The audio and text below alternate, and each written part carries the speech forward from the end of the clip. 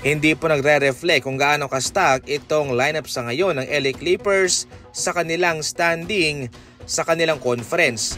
Ang Lakers nasa pang-apat na posisyon na mayroong 9 na panalo at 4 na talo, samantalang sila ay mayroong 4 na panalo at 8 talo. Sa pagsisimula pa lang ay hindi na nga talaga maganda ang senyales na ito para sa Clippers. Yung kanilang mga kinuhang mga veterano ay mayroong mga injury, samantalang si Chris Paul ay nakatanggap ng maraming did not play.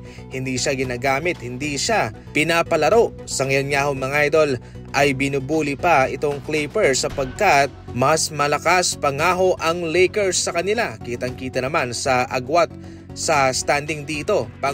Sa kanilang standing, nasa 11th spot ang Clippers, samantalang ang Lakers ay nasa pang-4 na posisyon. Considering pa na mas mayaman sa experience si Coach Ty Lue kumpara kay Coach JJ Redick, ibang-iba.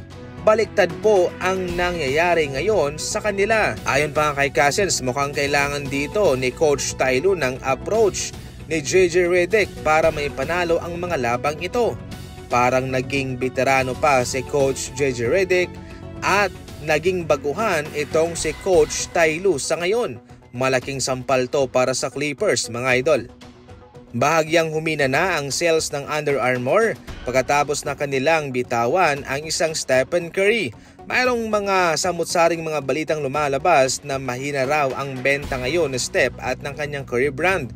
Pero ang malaking katotohanan ay nalulugi na nga ho itong Under Armour. At nahihirapan na nga po silang bayaran ang isang Stephen Curry considering na malaki ang kanyang pabayad para sa kanyang impact, para sa kanyang promotion at para sa kanyang advertisement. Sa kanyang warm-up nga ho ay suot-suot na ni Stephen Curry ang Mambasita Kobe 6 mga idol ng Nike.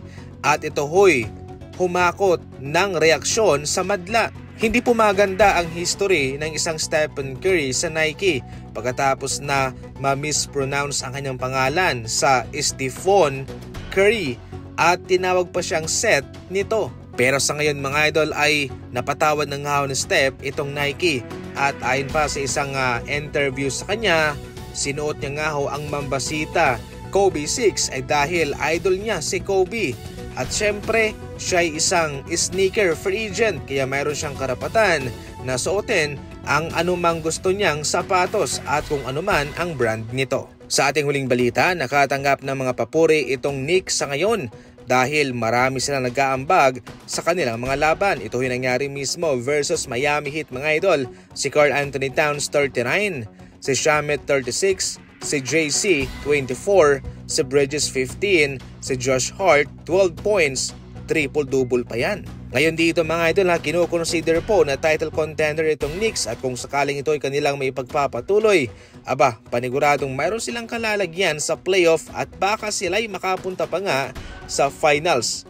Take note na hawak po ni Coach Mike Brown ang team na to.